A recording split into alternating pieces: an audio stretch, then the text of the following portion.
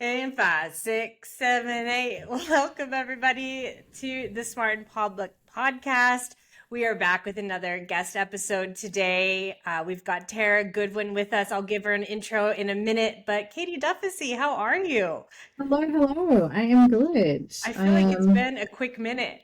It has. I've been traveling. I was in Tokyo last week, so back in Sydney now and kind of crawling to the end of the year. Yeah. Ready for Christmas. Let's just say that. Ready to roll into that let's circle back in January mindset. Yes. Yeah. Yes. I have booked many meetings for the new year, quote unquote. I feel like what's that first Monday? Not the 5th or like not that aggressive, but like the week after the 9th like the is 12th. the one the where 12th. you're like, feels like the feel safe. Yeah, that Monday you're like, oh no. Well, let's dive into it. When Tom Brady, Aerosmith, and Fortune 500 execs need crisis help, this is who they call. They call Tara. So she's got 30 years of managing public meltdowns, and now she's here to reveal what communicators need to know about crisis PR in our modern comms landscape. Tara, thank you so much for being here with us. We're so excited to have you. Yay. Me too. Thanks so much for having me. One thing that Duffy and I keep laughing about, after our prep this week as well, we were texting after and we were like, this one's going to be so good. There's so many incidents and hot takes that we talked about throughout the entire year. I think our listeners are going to be in for a real treat because we're going to do some hot takes at the end of like Tara breaking down what, all of those episodes were and kind of what the inside scoop really was. So we're really excited to have you. Great. Let's get into it. Yeah, let's dive in. Tell us, why don't you just give us a little bit more in your words about your background and kind of how you ended up where you are today? Sure. So for the past 30 years, I've run a public relations agency and over time developed a specialty in crisis communications. I've always been intrinsically drawn to crisis. It's something that has fascinated me since I started. I think about, and I'm really dating myself by saying this, but I was a young child sitting on the lap of my uncle watching Richard Nixon's resignation and his speech. And, looking at the Challenger exploding in the 80s when I was in college.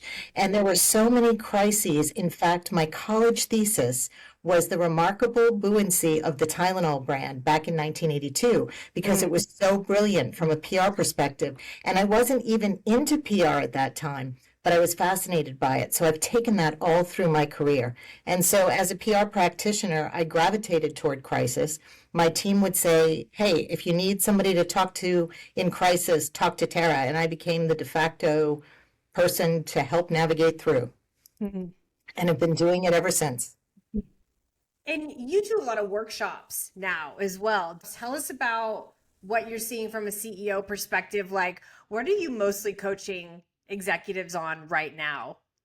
So it's really fascinating, Katie, because one of the things that I've noticed is that most CEOs, regardless of the size of their company, are not prepared for the inevitable. And I'm always there waving the flag saying it's not if you ever are going to have a crisis, it's when and how severe. Please listen. And then I'll say to them, how many of you have a dedicated crisis plan that you can look to at a moment's notice that will tell you if these particular crises happen, you know how to act? Fewer than a quarter of the hands go up.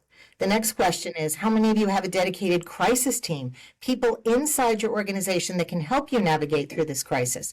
Same quarter of the hands go up. And, then I tell people, I'm glad I'm here because we're going to do a deep dive. I'm going to take 30 years of learnings and turn it into a 3-hour boot camp. And you're going to walk out of here and be prepared for any crisis that comes your way. Do people just walk into the workshop with like brown hair and leave with gray hair? Well, it's funny. You do watch their faces over time change because, we start out kind of innocuously. I have slides for the Crisis Hall of Shame. So we look at CEOs performing badly in crisis. I'll do the definition of crisis. I'll talk about risk profile. What are you most concerned about happening in your company? Obviously, data breach is one of the number one concerns of CEOs. But then you have a whole list of events. And one of the things that nobody thinks about, because who wants to, is their own death. What happens if you don't wake up tomorrow? And do you have a succession plan? Do your team members, your leadership team, know what to do and how to execute? Do you have deals in progress that are here on a post-it note in your head that nobody else knows about? We need to think about these things because it can save your reputation and your company and a future for your family and those employees that you leave behind. So those are the things. And so we start talking about those. Then we get into the anatomy of a holding statement, how to communicate in a crisis. Who are your audiences? Who means the most to you? Do you respond or do you wait it out? That's one of the more popular questions. But the beauty of what I do is I take 4 or 5 of those CEOs and we do some deep dive research and we put them into a simulated crisis plan that I make up and my staff makes up after maybe a couple of glasses of wine after dinner, kind of thinking this would be a great one. And we look at their employees, we look at their LinkedIn, we look at their social media, and we develop a crisis that could potentially happen. So when we start reading that crisis and they have 30 minutes to work together and write a holding statement, you watch their faces. Their hair doesn't turn gray, but you watch the eyes get bigger and bigger and bigger. And they say, how did you know that? And it's like, well, if you start thinking about your company, what it does and risk profile, it's pretty obvious. And how have you seen, I mean, you've been doing it for a long time. How, we talk about that holding statement, that do you wait it out? Do you not wait it out? Have you seen that timeline shorten for what companies used to be able to get away with? Like, what's the differences from, say, like even 10 years ago to now? So when I first started my company 25 plus years ago, I used to say the first hour of managing through a crisis will determine the success or failure. And in fact, in PR, there's a term called the golden hour, and it still is relatively applicable. However, we live in a world where people are armed with mobile devices and they can identify a crisis inside your company before you even know it's happening.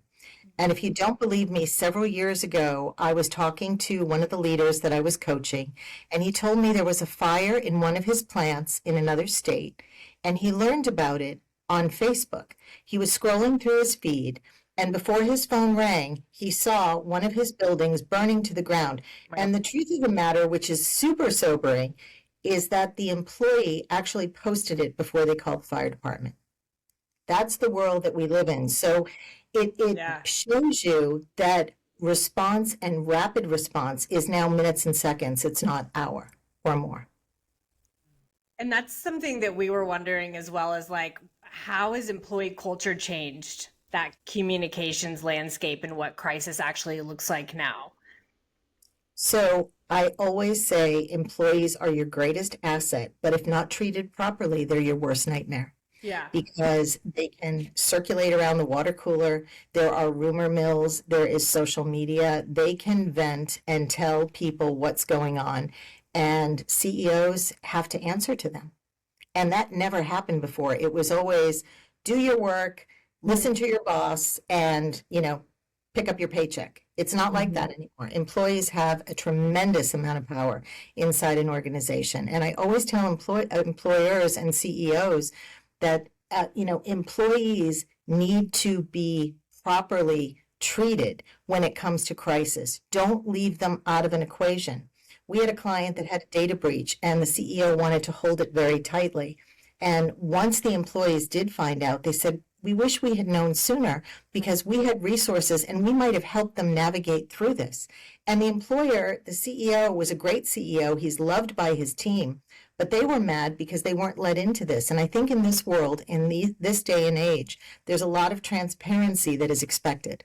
Yeah, definitely. And I think as well, like sometimes keeping it close feels like the right thing to do because you don't want to get your employees worried and you're handling it and you don't want to but it actually has the opposite effect often, I think, especially as you say, these days employees have a different expectation from their leadership than maybe they did 20, 30 years ago.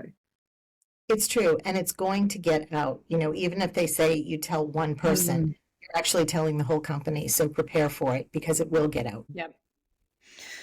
And I think we talked about this a little bit from an IPO and like an employee information standpoint with Daniela a few episodes back, but there is this expectation with employees, especially as companies grow from like the startup to like the IPO stage, about like how much information you get let in on. Like, does that change with a crisis? Like, what is the recommendation as companies grow of like how much transparency you actually give to your employees? Like, what is too much, maybe? Great question, and it showcases the value of a crisis team because as you grow as an organization, your team grows. And yes, there are legal requirements, but there are also communications requirements as well. And sometimes you have to be a lot more formal. But if there's a crisis and if it's gotten to the point where a number of people know about it, or more importantly, they're defining the crisis inside your organization, then you need to take action. And, it was, there's a professor that I have had the privilege to work with. His name is Helio Fred Garcia, and he teaches at New York University, and his crisis resume is just amazing. And he was kind enough to let me quote him in the book. And one of the things that he has for leaders is a 4-question test to find out whether or not you need to take action and respond in a crisis. And I think they're so important. And the first one is, will those who matter most to us, the audiences that are important to us, whether it's our employees or our shareholders, our board of directors, or our customers, expect us to say or do something now, right? Right now. The second question is, if we don't, will our silence be seen as indifference, that we don't care, or worse, guilt? And then the third point is, are others shaping the narrative about us? And we're kind of losing control of our own message. And then finally, if we wait, will we lose the ability to influence the outcome? And if you answer yes to any one of those, you have to take action. It doesn't mean that you have to kill the ant with a cannonball and over-communicate, but it does mean that you have to issue a statement of some sort. We were talking about before, with things moving so quickly in the media too, like, do you find that companies are letting it wait a little bit longer just to see if another news cycle takes over? Like, how do you weigh up when the news happens so fast? How do you weigh up if it's actually going to be catastrophic or not, or if you can just like be Homer Simpson, like going into the brush and just let it pass by? People will remember when you issue a statement quickly, but they won't forget if you wait. Think about astronomer, and I know that's on our Fast Five. If we want to get it now, let's do it. Astronomer waited 52 hours, tick tock, more than 2 days to issue a statement.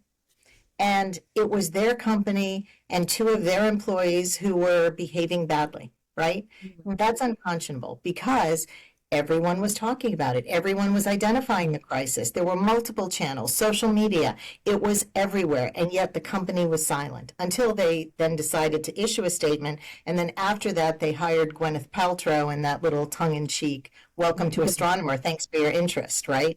Yeah.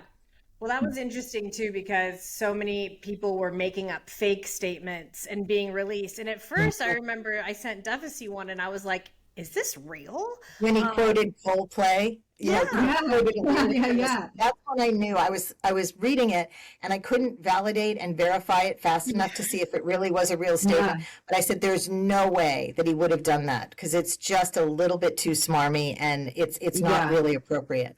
But again, other people are out there and then people are thinking it's real. So the company had to walk that back and say, this is our official statement. And, 2 employees who absolutely should have known better going into a concert venue. And this is not a judgment on their moral behavior. If they chose to do that, that's their business. But when you go into a venue with thousands and thousands of people, you give your implicit permission to be photographed and recorded. They should have known that. Yeah. Why do you think they waited so long? Like, it feels like why do you think it was, do you think they were just, to your point, totally unprepared for something like that? Yes. Or do you think it was an element of, because sometimes I wonder if there was that boardroom conversation of like, well, it's not really our business, they're having an affair, like, is that the company, is that, and as much as that's not necessarily right, I wonder if that was the conversation. But I just love your take on, why you think they waited so long. It's a great question. I think they absolutely, to your point, weren't prepared for it. I think they had no plan for it. I think they were trying to wait it out to say, okay, well, this was just a quick moment in time. I don't think they realized the gasoline that was poured on that fire that was going to keep burning, because every day there was another meme, there was another, it was everywhere. And think about that, and think about how many lives and careers were destroyed by one bad decision. Makes me so sad to think about the families of both sides of that as well. All of a sudden turn it into a Real Housewives episode, and they're expecting like people to leave, not knowing the nuances of a relationship and like all of that stuff. I really feel for Yeah. The collateral, I've seen the ugly side of crisis as well, and the collateral damage, what it does to families, careers, reputations, is horrible. And sometimes you have to just bear down and get through it. I have a chapter in my book that talks about when crisis wins, because you don't always come out victorious or with your reputation intact. What about if you know that, as a company, let's say something has happened with your product, or there's, what about if you have done the wrong thing, and that you probably won't weather the crisis in the sense that it is real, it is valid, maybe there's a human impact at the end of that. So to your point, the crisis, you're not going to overcome it, you're not going to get around it, you're not going to hide it. In that instance, what do you advise companies? Come out very upfront with everything? Because there are going to be times where it's like legitimately something has gone wrong, and you're not going to manage your way out of that from a comms perspective necessarily. Lawyers will cringe when I say this, and I fought with many an attorney in a boardroom, but what I would say is an apology goes a long way. If you know you absolutely owned it and you were 100% liable and it was going to come out and it was going to cause problems, the quicker you apologize, the faster you are forgiven by the audiences who mean the most to you. There was a study many years ago, and it was in the American Journal of Medicine, where they showed that if surgeons apologized for mistakes that went wrong in the operating room, they were 30% less likely to be sued. People want to know that you care. Yeah. It's that basic. Can it go too far the other way though, and people apologize just to try to get out of something? Or like, we'll take accountability, even though like that technically we didn't make that tire that exploded that like caused that accident, then the whatever, I don't know. Well, it's interesting because there's something called a secondary crisis too. So if you have a supplier or a vendor that you buy from and their product goes wrong, but if it's a small product and your larger product, you still have to take responsibility and accountability for it. But it's truly, Katie, a fine line. It's all about how you communicate. And that's why I'm fascinated by this field, because every single word matters in your statement. It will be scrutinized and analyzed. So I do believe you have to take accountability when you know that you are in the wrong. How much accountability? It's a delicate balance. And then you talked a little bit about the crisis team, and then we touched on the sort of argy-bargy between comms and lawyers that often happens in these scenarios.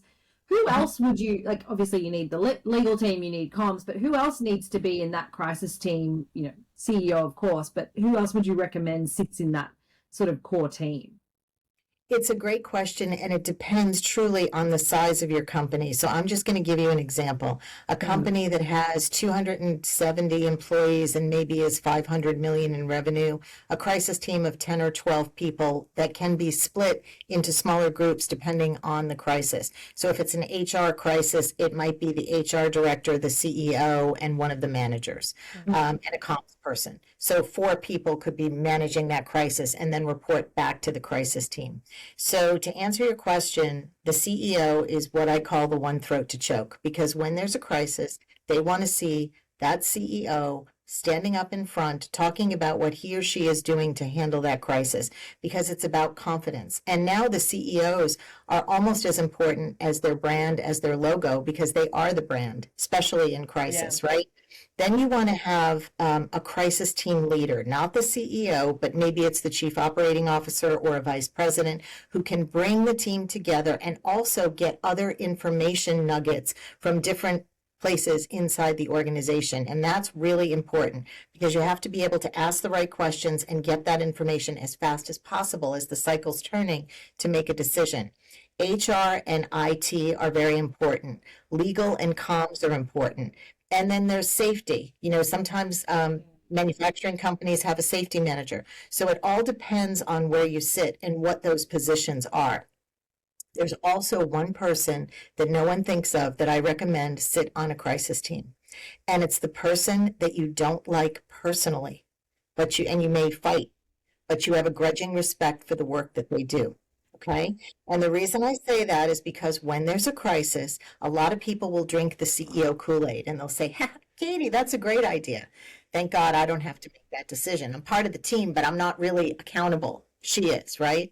So that person who is a pebble in your shoe can say, you know what, Katie, I do not think this is a good decision, and I'm going to tell you why. Now, whether you as the leader choose to listen to that person is one thing, but you get that opinion, and every opinion is possible, needed in a crisis. And I do think that in some cases that person can actually save the crisis with their advice.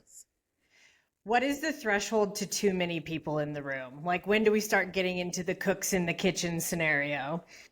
Again, depending on the size of the company, if it's a smaller company, 3 or 4 people. If it's a larger company, no more than 10 or 12 Okay, that's for good. the largest company.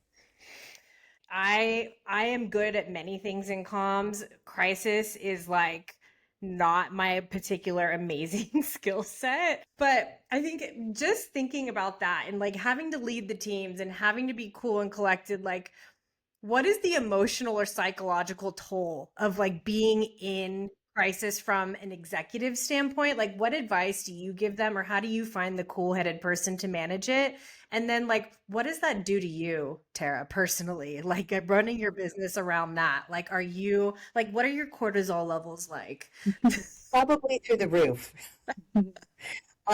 But it's CEOs experience physical and psychological tolls in crisis, right? Because they're under the gun, under pressure. They may or may not have a plan. Chances are they probably don't have a plan. There's an enormous amount of pressure, and then there's second guessing. Can I do the right thing? And I did watch the movie that you recommended, and I watched The President, trying to Did you figure watch out. it? I did. I watched it last night. I said, I'm going to tell them that I watched it. And I watched four perspectives. And I was angry that we didn't get to see what happened. And of course, that was deliberate, which I totally, I was really upset at the For end. days, I was The like, screen went my black. husband being like, "Can you believe this shit?" Like, I was so Exactly. But it did show how people react. And, there were some people that were very calm. There were some people that were calm, but you could tell they were rattled and tears were streaming down their faces. And then there's a moment of indecision. So it's very important to have a crisis team member or an outside person like myself to come in, because we can calm people down and we can say, we've seen this before. We've been through this before. You're going to get through it. It's one step at a time. First, we're going to do this, then we're going to do this, then we're going to step back, wait, watch, and monitor, and we're here with you to hold your hand every step of the way. But it is a very, very emotional experience because you're under attack. Yeah. Well, think about it. That reptilian brain, you've got that fight or flight mentality. And if you're doing it by yourself, you're not going to make the best decisions, because the default position is to be super defensive and maybe even be angry. And that's the last thing that you want to do in a crisis situation. And I feel like that is the exact reason that you need so much trust to be able to do crisis well at that level and at that executive level. But I think it's that exact kind of reasoning that you need to have a crisis comms plan and like have that in place early. Like a lot of people you were talking about have like a crisis and then they're like, we need to do something, we need to have a response. But can you talk a little bit about having a crisis comms person handy all the time?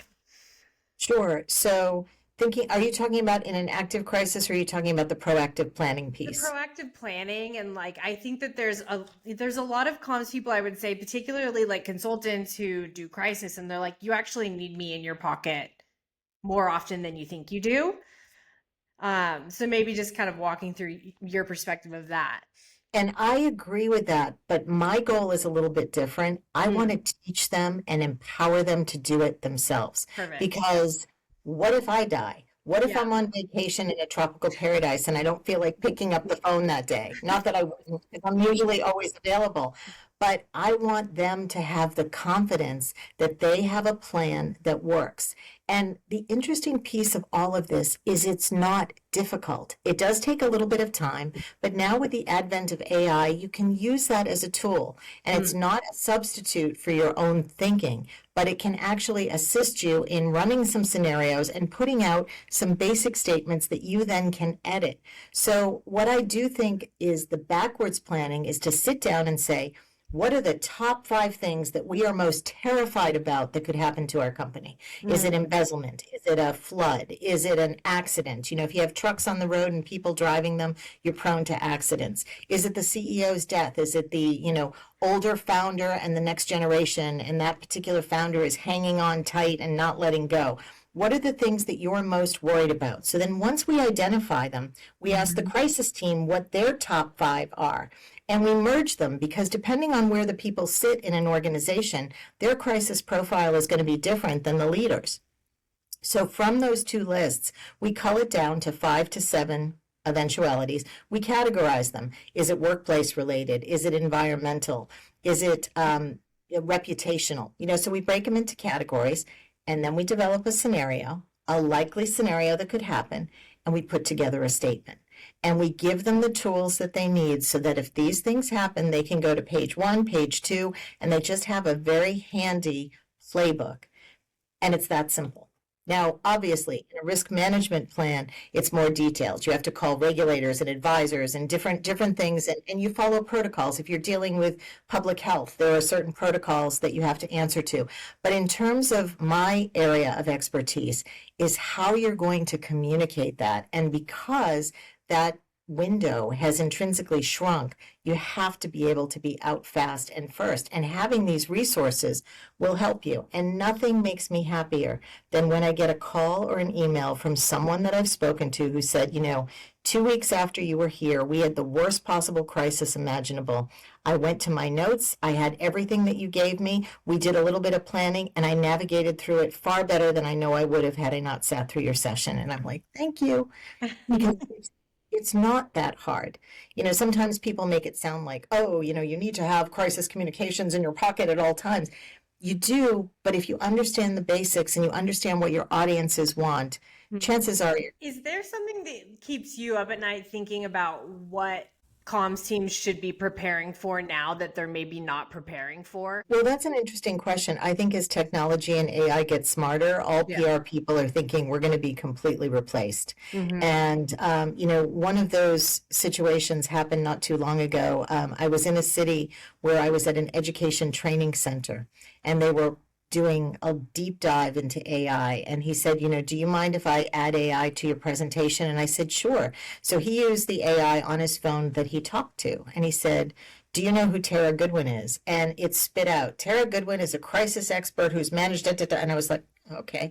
And then they told it to think like Tara Goodwin and come up with methodologies. And because I've published articles, because I have things on my website, it did a pretty good job. And, he was joking and he's like, well, Tara's going to be out of a job because, you basically got all of her learnings. But what it doesn't substitute for is that authenticity, the human reaction, the way that you talk to your audiences, the way you communicate. It hasn't quite harnessed that power yet. Now, as it gets smarter and smarter, we may become slaves to the machine. But at this point, it's still a tool. And I hope it stays that way. But I think that as comms people, we have to evolve and figure out how we can harness the power of AI to use it to help us make faster decisions. And if we prompt it correctly, and if we have our custom GPTs that know exactly who we are and how we react, it makes our job even easier. So I think keeping an eye on the advancing technology is really important. I like the idea of using it for scenario planning. I think that's, like, if I was a comms person listening to this, and particularly to your point, if you're in a smaller organization, maybe there's not that many of you, from a comms team perspective, but also just more broadly as an organization, why not leverage the tool to help you get something up and going and think of those scenarios and think of what those statements would be? It doesn't mean those are what you end up using. It's just to like pressure test some of this stuff in the absence of extra resource to help with it as well. And you have to be really careful because I'm sure that you've seen stories where AI has failed many people who tried to use it because it's not always accurate. The next day when we did the simulation, it didn't know who I was. So for whatever reason, it didn't work. And then you see what happened with Air India versus, I don't know if you saw that or not, but the statement that was issued, and they said that it was copied from American Airlines, who had a crash back in January, and this happened in June. And when you looked at the statement, it was almost word for word for word for word. Now, whether it was plagiarism or whether it was AI spitting out things, I don't know. But I can tell you that I did see another crisis book author who actually sent out a blast to buy his book, and some of my words were in there.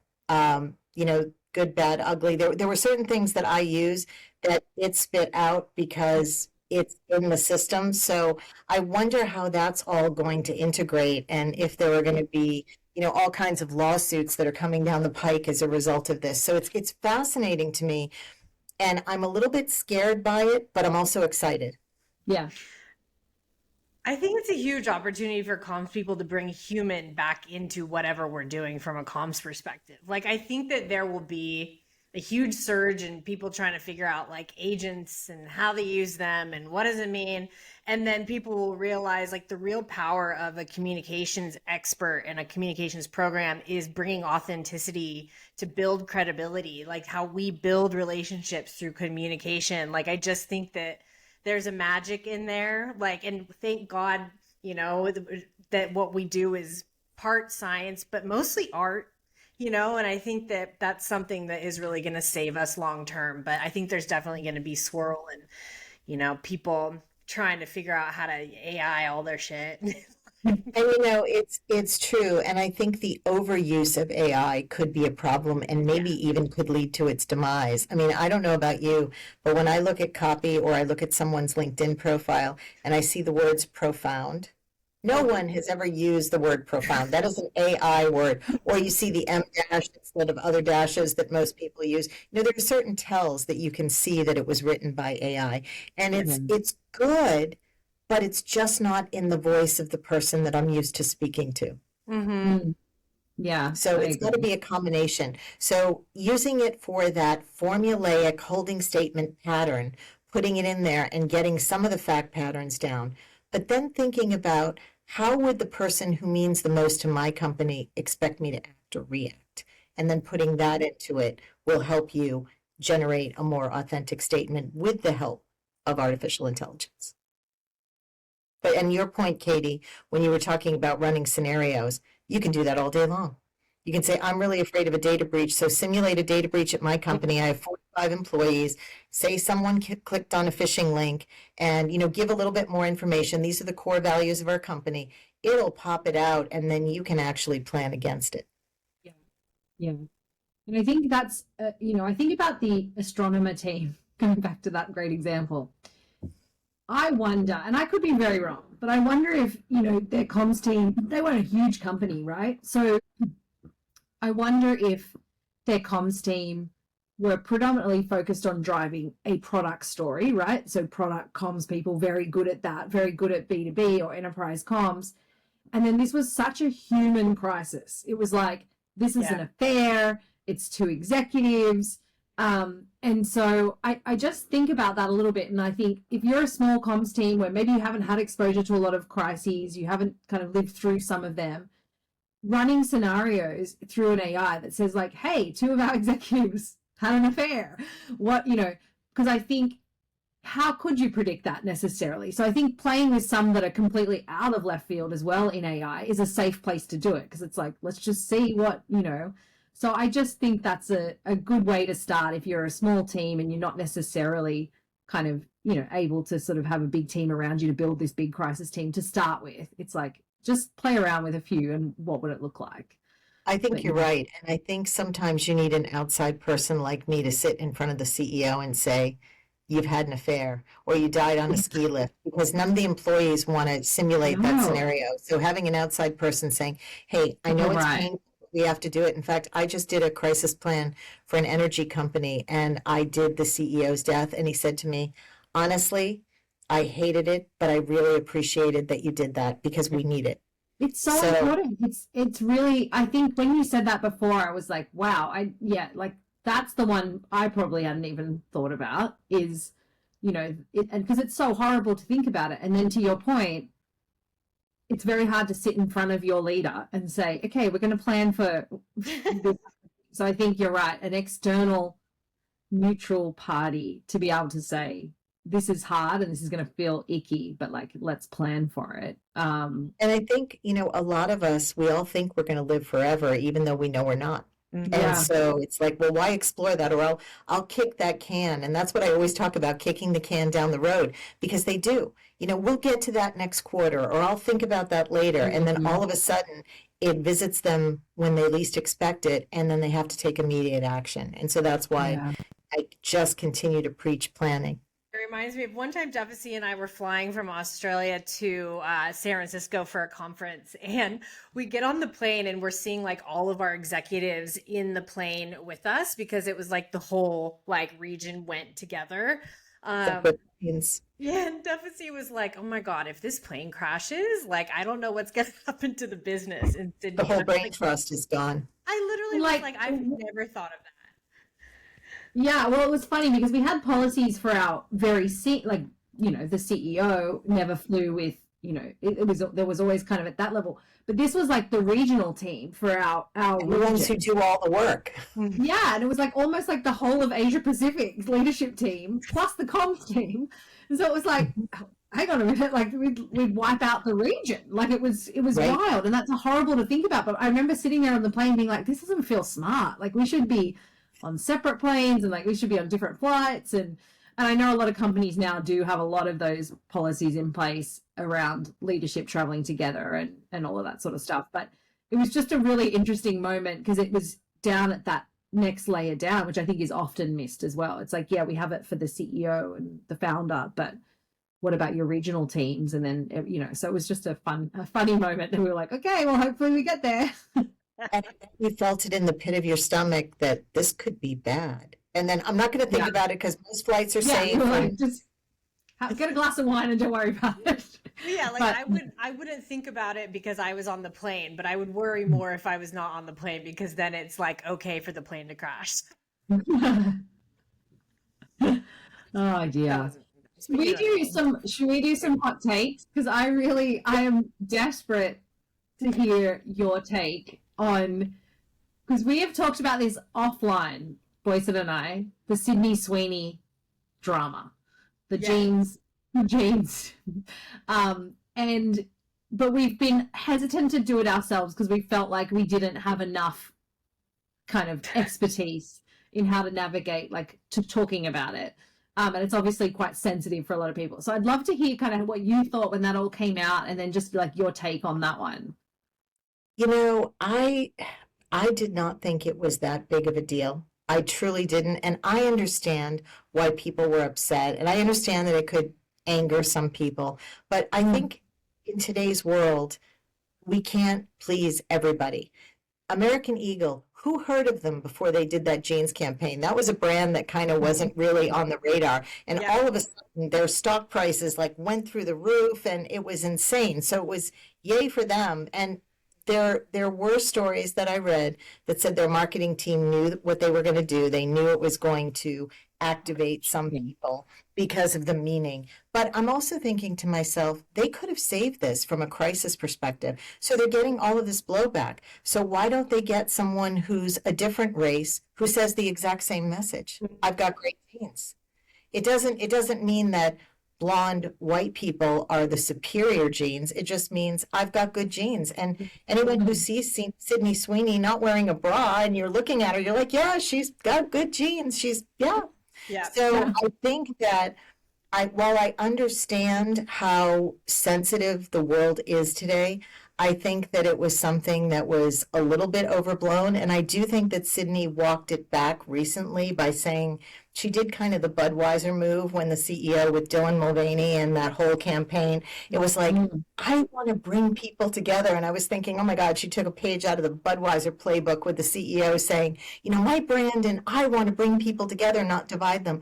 But in this day and age, no matter what kind of content you put out, somebody's going to be upset or offended by it in some way. And I think it just got blown out of proportion. And I know I might be in the minority of saying that, but I just didn't necessarily see that American Eagle needed to apologize, or Sydney Sweeney, who was the hired person to do the ad, needed to do that either. That's what I thought was interesting, and we talked about this a little bit. I do think they could have managed that campaign better to say, if this is what the line is, which is a great line, like I actually think it's a good idea, then we need to have lots of people with lots of different looks and feels to say, like, and have someone beautiful from every race. And because nobody, like, we were the same, we were like, Sydney Sweeney does have good genes. She's I want that. You can't argue. That doesn't mean that there isn't 10 other people that you could have got that has the exact same reaction. And then that campaign makes sense. So I think from a marketing campaign perspective, there's some work that it could have done there. Yeah. But I found it shocking that it was like Sydney Sweeney's fault. And it's like, hang on a minute. She is an actress who's been hired by a brand to do, and I don't think it's her responsibility to say to them, oh, well, this feels a bit, and like, maybe we should do it this way. Like, that's not how the world works. Yeah. And I just found that really surprising. I think they could have done a better job as a brand. But I also agree with you that maybe they didn't even think it was that. I mean, maybe they just didn't have. And that comes back to, do you have the right people in the room when you're developing your marketing campaign? Because maybe if you'd had some more diversity around the table, they would have said, hey, do you think we should put some other people in this campaign? And I don't think she thought about it at all. She was an actress who was trying to pay her bills. And if you look at the different brands that she represented, it was kind of all over the map. Yeah. So, she's a hired actress to come in and do this, and she's not really going to question the brand or its marketing team. Now, and I do think if they said Sydney Sweeney has superior genes, it would have been a different conversation. But to say good genes, it's different. It's a little different. And I think, to your point, Katie, if we had representation of different races saying the same line, everyone would have calmed down. And I think the same thing would have happened with Budweiser and Dylan Mulvaney. If they wanted to show that they were expanding to a new market, they could have a wide range of different people, looks, colors, shapes, sizes, sexual orientation, maybe one beer sliding down a long bar, one person to another, to another, to another. And it wouldn't have had the blowback. Yeah. So yes, I can be an armchair quarterback, but thinking about it in the moment, I think sometimes, now I don't think that was the case with American Eagle, because I do think that they knew what they were doing. I've seen enough articles that I do think that was the case. But I think sometimes people make mistakes too, and they can apologize. But in this case, I didn't see the need for that. Yeah. Thinking about like what I would have done, thinking about the exposure level that Sydney already had, and thinking about like, is this like, we know they're being a bit cheeky. Like, is this something, like, is she already too exposed? Are people getting tired of seeing her? Because the reason I'm thinking about that is because you think of Kendall Jenner with the Daisy in the gun kind of situation for the Pepsi commercial. And the two differences was that Kendall apologized and Sydney did not. And I feel like Sydney's come out on top, and people like, where is Kendall? I don't know. Like, no. I feel like she's still lovely. She's Kardashian. She has 9 lives. Yeah, but they were like at the same kind of exposure level, I feel like, when that happened, and it went 2 totally different ways. It's true, but it was slightly different because it was simulating some kind of racial riot, if you remember correctly. So it was a little bit more inflammatory than somebody just saying, "I have good genes." Yeah, fair enough. Yeah. So I think that's probably part of it. I think the Sydney Sweeney thing is a symptom as well of a society that is angry about an attractive woman who 100%. isn't apologizing for being attractive. 100%. And being beautiful. And she kind of refuses to like bow down and be like, and so in some ways I think we're seeing a little bit of that play out with her. I do think as her publicist, she maybe could have handled it a little bit differently and a little bit more humbly. To say, like, I can see that other perspective. I hear you. I can see that that might have been, but from my perspective, this is a campaign. I'm working for a brand. It's about jeans. I Like, would never And she have her did, apologize. right. yeah, And she did come out and say that just recently, but that was yeah. months It was after later. all Yeah. of the, yeah. Yeah. Okay. Next one. Next one. The next one Okay. that we've got three more. So, oh my God. Okay. Because I want to get to all of them. I think the next one that I want to touch on is Blake Lively and Justin Baldoni. Like, Okay. that was one that Duffy and I ummed and awed over on this podcast throughout the year. At first, we were like, everyone just wants to hate on the girl. Like, why don't people believe her? And then we were like, wait, is he actually in the right? Like, what? And now it's, by the way, still going. Well, and what's interesting is they were supposed to go to court in March, and the judge extended it to May and said something about ordering both sides to attempt a settlement in this. I think there are no clear winners in this situation. I think it was very divisive. You were either on Team Blake or Team Baldoni, and every day there was more coming out, and it just got to the point that I think people were getting tired of it very, very quickly. Yeah.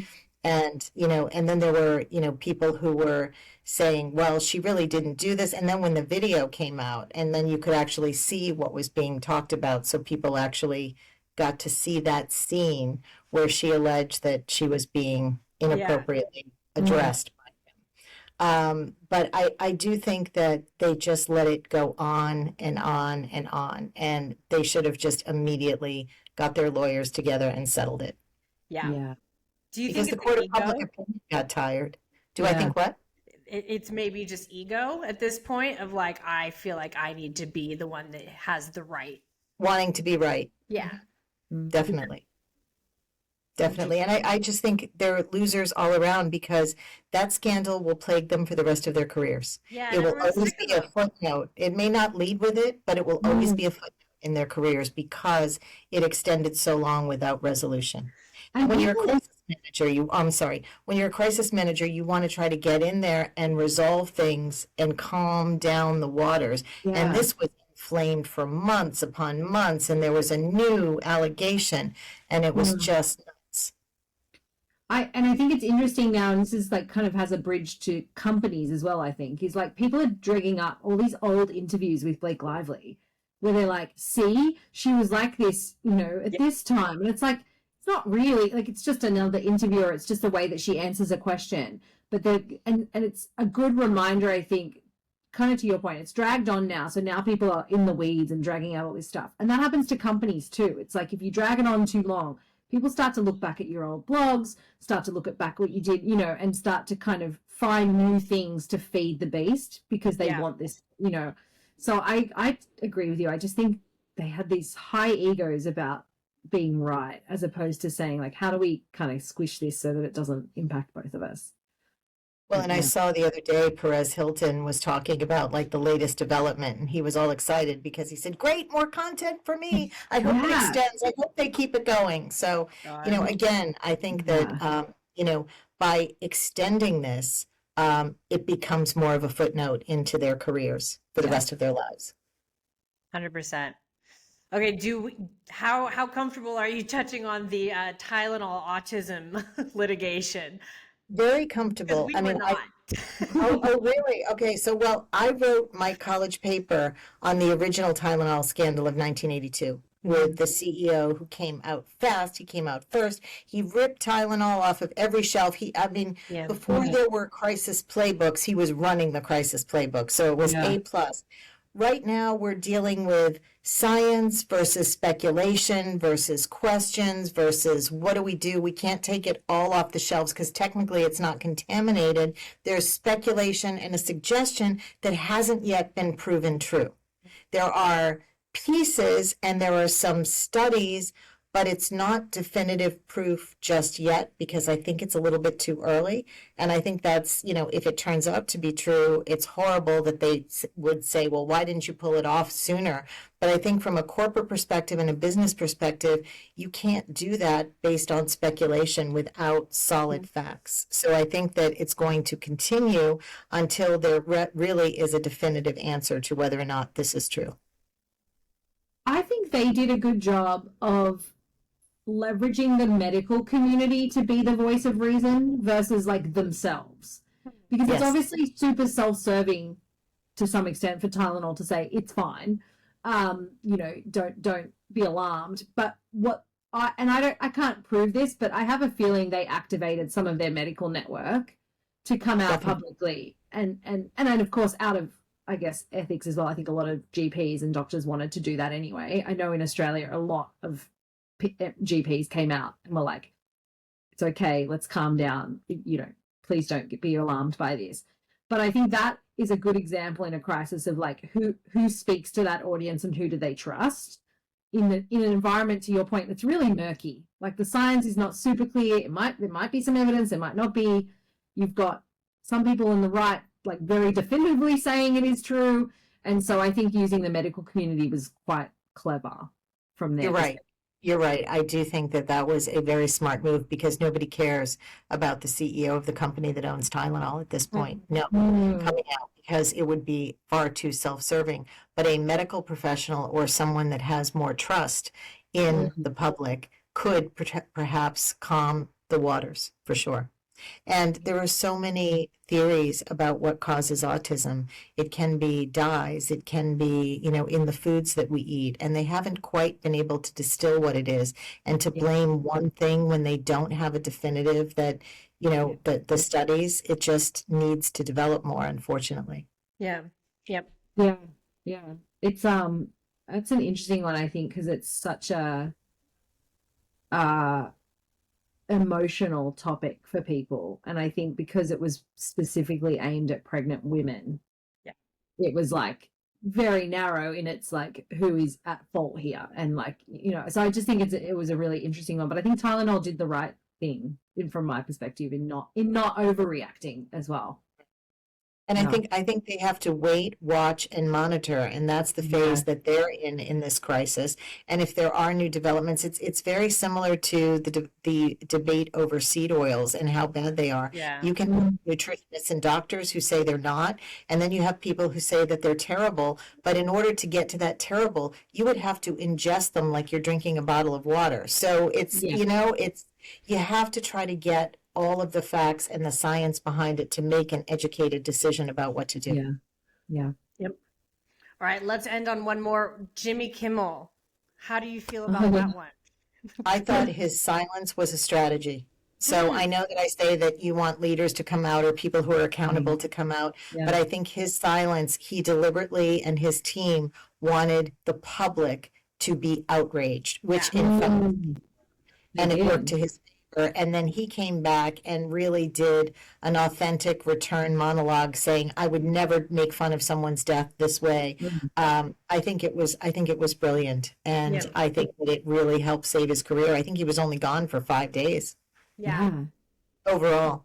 So by staying silent and letting others define the crisis, which I always say never ever do, but in this case, that particular strategy worked well.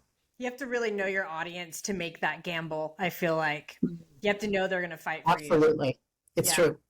And of course they were going to fight for him. And he came across, when you saw the monologue, he really did come across as very authentic. I know that there are people that I know that don't care for Jimmy Kimmel who said, oh, it was fake, and the tear, it was like that movie Broadcast News when William Hurt started crying, and I don't believe it. But I had a different perspective. I thought he was really authentic, and I think he was angry and maybe horrified that somebody thought that he was, making fun of the fact that somebody died.